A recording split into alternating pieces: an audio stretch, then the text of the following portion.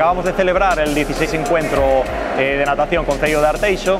Acabamos de estrenar nueva instalación, muy contentos, con gradas supletorias, no hubo la aglomeración de gente que hemos tenido otros años. Al final, éxito total, los niños se van muy contentos, con muchos regalos, muchos premios, medallas, día espléndido en tiempo, nos acompañó, al final no llovió. Esperemos que este año ha sido una experiencia nueva, porque partimos de cero con la nueva instalación y el año que viene nos superemos y celebremos una jornada de natación aún mejor que la de este. Agradecer, como siempre, la colaboración prestada por el Servicio Municipal de Deportes del Concello de Arteixo.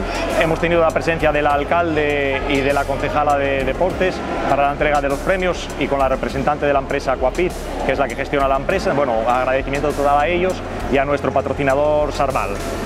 Gracias a todos.